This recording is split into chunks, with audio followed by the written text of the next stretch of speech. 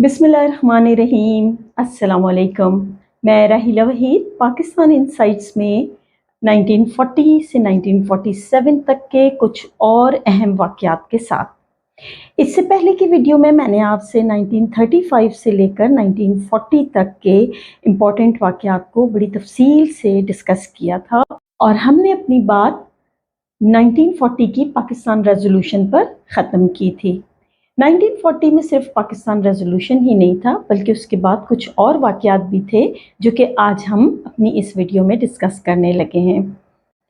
आज की इस वीडियो में 1940 से 47 तक के जिन इम्पोर्टेंट वाक़यात को हम डिस्कस करेंगे उनमें 1940 की अगस्त ऑफर, 1940 की ही सिविल डिसोबीडियंस मूवमेंट, 1942 की क्रिप्स प्रपोजल्स, 1942 की ही क्विट इंडिया मूवमेंट, 1944 की गांधी जिना टॉक्स, 1945 के दो important political events Shimla conference और 45-46 के जनरल इलेक्शंस, 46 की दिल्ली कन्वेंशन, 46 की ही कैबिनेट मिशन प्लान, 46 की ही इंटरियम गवर्नमेंट, 46 की ही डायरेक्ट एक्शन डे और फिर 47 की 3 जून प्लान, 47 का रेड क्लिफ अवार्ड और 47 का इंडियन इंडिपेंडेंस एक्ट। आज की इस वीडियो में ये तमाम वाक़यात शामिल हैं जिन्हें हम मुख्तसरन डिस्कस करेंगे। कुछ वाक़यात इसमें ऐसे हैं जिन पर बहुत तफसील से बात की जानी चाहिए और ज़ाहिर सी बात है उसके लिए मैं आपको अलग वीडियोस में उस पर बात करूँगी। लेक्चर के दौरान ही मैं आपको उन वाक़यात के बारे में बताऊँगी जो कि डिमांड करते हैं कि उन्हें थोड़ा तफसील के साथ उनका ज़िक्र किया जाए। शुरू करते हैं आज की वीडियो को अगस्त ऑफर से। 1940 मार्च में पाकिस्तान रेजोल्यूशन पेश हो चुकी थी। बरसग़ीर के मुसलमानों को अपनी एक वाज़ेह मंजिल का वो तयन कर बैठे थे और अब उन्हें इससे कम पर किसी बात पे राज़ी नहीं होना था। ब्रिटिश गवर्नमेंट दूसरी जंग अज़ीम में यूँ समझ लीजिए कि इंडल्ज हुई थी और दूसरी जंग अज़ीम में ब्रिटिश गवर्नमेंट को कोई वाज़ेह कामयाबी उस वक्त तक नहीं मिल रही थी। जंग में जो ब्रिटिश की सूरत हाल थी उसने सब कॉन्टिनेंट के लोगों को बहुत ज़्यादा हैरान किया हुआ था। ब्रिटिश गवर्नमेंट ने ये सारी सिचुएशन देखते हुए अपना एक प्रपोज़ल सब कॉन्टिनेंट में भेजा, एक पेशकश की इंडिया के लीडर्स को जिसे अगस्त ऑफर के नाम से जाना जाता है। इस ऑफर के तहत इसमें ख़ास तौर पे ये बात की गई थी कि माइनॉरिटीज़ को वेटेज दी जाएगी और उनकी बात को अहमियत दी जाएगी। किसी भी किस्म की कॉन्स्टिट्यूशनल रिवीजन में माइनॉरिटीज़ की विल को, उनकी ख्वाहिश को, उनकी मर्ज़ी को ज़रूर मद्देनज़र रखा जाएगा। इसके बावजूद इस ऑफ़र को मुस्लिम लीग ने ना तो एक्सेप्ट किया ना ही रिजेक्ट किया, इसलिए कि मुस्लिम लीग कम से कम इस बात पे तो मुतमईन थी कि इसमें माइनॉरिटीज़ के राइट्स की बात की गई है, लेकिन कांग्रेस ने स्ट्रेट अवे से रिजेक्ट कर दिया था। क्यों? कि गांधी जी समझते थे कि उनकी जो नेशनल गवर्नमेंट कायम करने की ख्वाहिश है वो इसमें बिल्कुल भी पूरी नहीं हो पा रही, लिहाजा उन्होंने इस अगस्त ऑफर को कम्प्लीटली रिजेक्ट कर दिया था। न सिर्फ ये रिजेक्ट किया बल्कि इसकी रिएक्शन में 1940 में ही गांधी जी ने बड़ी पावरफुल किस्म की सिविल डिसओबीडियंस मूवमेंट शुरू कर दी। गांधी जी की इस सिविल डिसओबीडियंस मूवमेंट को मुस्लिम लीग ने सपोर्ट नहीं की, क्योंकि कायदे आज़म का ख्याल था कि ये मूवमेंट, ये कैंपेन इंडिया की आज़ादी के लिए नहीं चलाई जा रही बल्कि ब्रिटिश गवर्नमेंट को जंग के दौरान प्रेशर में लेने के लिए चलाई जा रही है। और इसके पीछे गांधी जी का ये ख्याल कार फरमा है कि वो कांग्रेस को ही सिर्फ और सिर्फ सब कॉन्टिनेंट की रिप्रेजेंटेटिव जमात साबित करना चाह रहे हैं। दूसरी जंग अजीम जो 1939 से 45 तक चली, उस जंग अजीम के दौरान सब कॉन्टिनेंट के बहुत सारे वाक़यात ऐसे हैं जो उस जंग की सूरत हाल کے نتیجے میں ہی سمجھ لیجئے پیش آئے جب برٹش گورنمنٹ کو جنگ میں مختلف قسم کی صورتحال کا سامنا کرنا پڑا. خاص طور پر 1942 کے مارچ تک جنگ ایک نیا رخ اختیار کر چکی تھی. الائز جو تھے، برٹش اور ان کے الائز جو تھے، وہ بیک فٹ پہ جا رہے تھے. جاپان کی فوجیں آگے بڑھ رہی تھیں. سنگاپور کا اڈہ برٹش کے ہاتھ سے فوجی اڈہ نکل چکا تھا، اور اس بات کا خیال پیدا ہو رہا تھا کہ اب جاپان کی فوجیں میانمار یعنی برما سے آگے انڈیا کی طرف پیش قدمی کر سکتی ہیں، آگے بڑھ سکتی ہیں. یہ ساری سچویشن برٹش گورنمنٹ کے لیے بھی پریشان کن تھی، اور سب کانٹیننٹ کے لوگ بھی اس صورتحال سے کافی شاکڈ اور سرپرائزڈ نظر آ رہے تھے. ایسے میں برٹش گورنمنٹ نے سر اسٹیفرڈ کرپس، جو کہ برٹش وار کیبنٹ کے ممبر تھے، ان کو ایک ڈرافٹ دے کر سب کانٹیننٹ میں بھیجا. اسٹیفرڈ کرپس کے لائے ہوئے اس ڈرافٹ کو اور ان پروپوزلز کو، ان تجاویز کو ہسٹری میں کرپس پروپوزلز کے نام سے جانا جاتا ہے. آپ پاکستان موومنٹ میں کئی ایسے واقعات کو آپ پڑھتے ہیں جن میں کچھ شخصیات کے، کچھ جگہوں کے نام شامل ہوتے ہیں، لہٰذا یہ واقعات ان شخصیات کے نام کے ساتھ ہی پہچانے جاتے ہیں. جس طرح اسٹیفرڈ کرپس کی لائی ہوئی تجاویز کے حوالے سے اس 1942 کے اس واقعے کو ہم کرپس پروپوزل یا کرپس کی تجاویز کے ہی نام سے جانتے ہیں. اسٹیفرڈ کرپس کو انڈیا کے لیڈرز سے بات کرنے کے لیے بھیجا گیا تھا. وہ مارچ میں یہاں پہنچے، لیکن یہاں کے لیڈرز کی نان کوآپریشن کی وجہ سے وہ ان سے بات نہیں کر سکے. بہرحال جاتے ہوئے وہ اپنے جو پروپوزلز دے گئے، ان پروپوزلز کو کانگریس اور مسلم لیگ دونوں نے ہی ریجیکٹ کر دیا. کرپس پروپوزل کے مطابق انڈیا میں ایسی کانسٹیٹیوئنٹ اسمبلی قائم ہونی تھی جس میں پروونسز کی طرف سے الیکٹڈ نمائندے ہوتے اور اسٹیٹ کی طرف سے نومینیٹڈ. اب یہاں دیکھیں، اسٹیٹ نے یا برٹش نے اپنا بہرحال اس میں حصہ ضرور رکھا ہوا تھا کہ پروونسز کی طرف سے الیکٹڈ بندے اس میں شامل ہوں گے، ممبرز شامل ہوں گے، اور اسٹیٹ کی طرف سے نومینیٹڈ بندے شامل ہوں گے. جنگ کے بعد قائم کی جانے والی اس اسمبلی کو، اس کے بنائے ہوئے کانسٹیٹیوشن کو قبول کرنے کا اختیار بہرحال اسٹیٹ کے ریاستوں کے پاس موجود ہوگا کہ وہ اسے قبول کرتے ہیں یا اسے ریجیکٹ کرتے ہیں. 1935 کا انڈین انڈیپینڈنس ایکٹ اسی طرح قائم رہے گا. فائنانس منسٹری جو ہے وہ برٹش گورنمنٹ کے پاس ہی رہے گی. اسٹیٹ کے ڈیفنس کے معاملات بھی برٹش گورنمنٹ کے ہی پاس رہیں گے. ان تجاویز کو اسی صورت امپلیمنٹ کیا جا سکے گا اگر مسلم لیگ اور کانگریس دونوں ہی اس سے ایگری کریں. ان تجاویز کو یا تو ایکسیپٹ کیا جائے گا یا ریجیکٹ کیا جائے گا. اس میں امینڈمنٹ کی گنجائش نہیں ہے، یعنی انڈین لیڈرز کے پاس یہ چوائس نہیں تھی کہ وہ اس میں کوئی امینڈمنٹ کریں. یا تو انہوں نے اسے قبول کرنا تھا یا پھر ریجیکٹ کرنا تھا.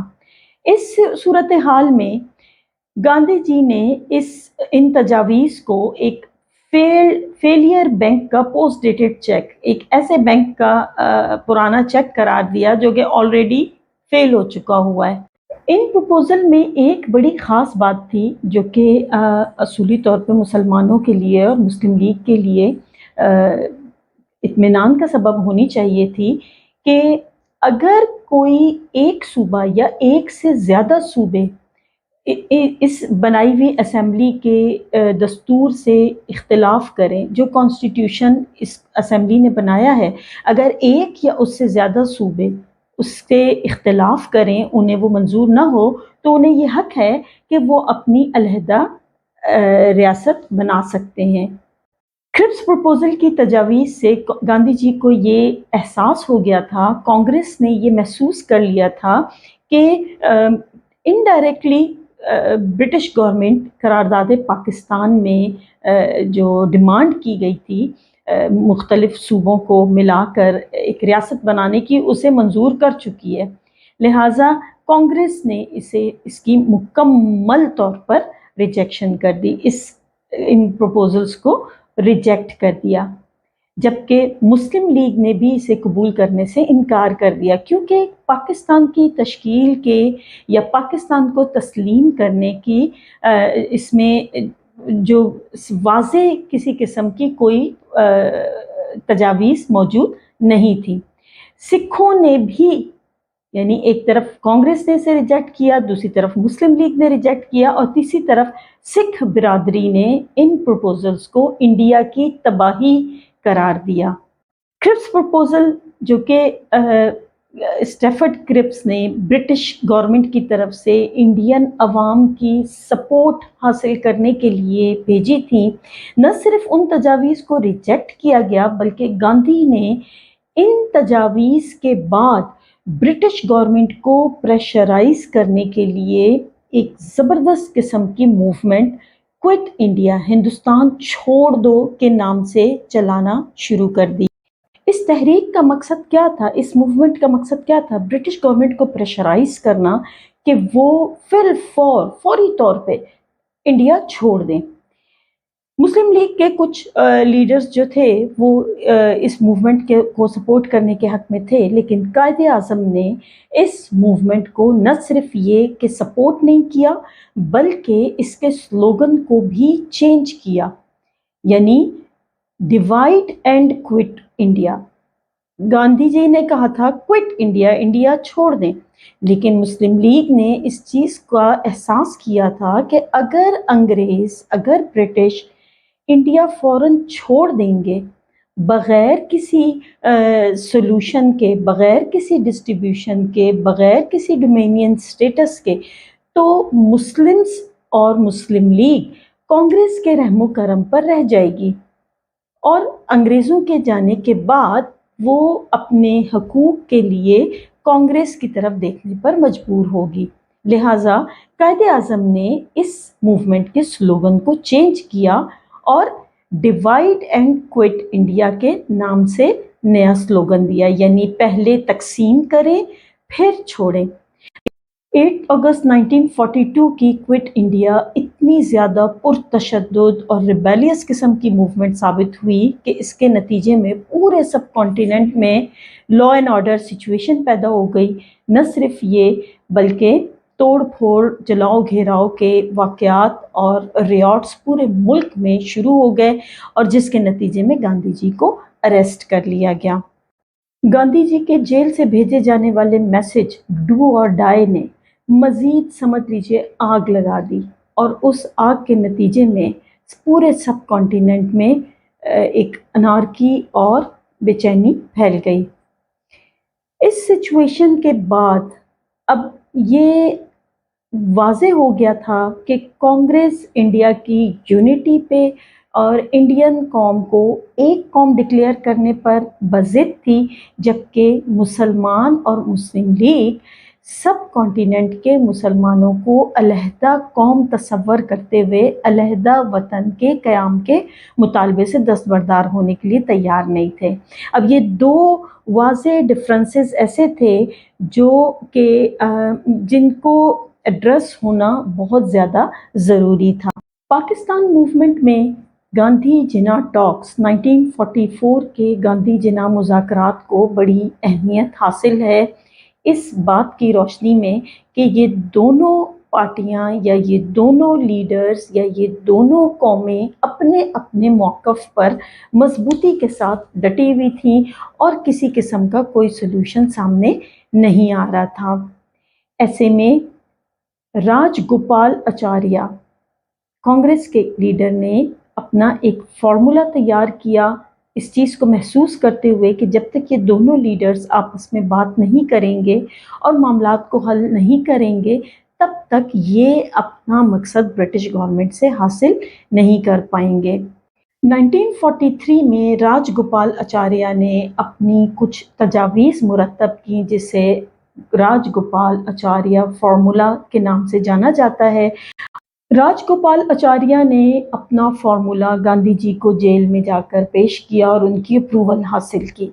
میڈیکل گراؤنڈ پہ گاندھی جی کو 1944 میں جیل سے ریلیز کر دیا گیا، اور اس طرح راج گوپال آچاریہ کے پیش کردہ فارمولے کو لے کر گاندھی جنا مذاکرات شروع ہوئے، جو کہ 19 سپٹمبر 1944 سے 24 سپٹمبر 1944 تک چلے۔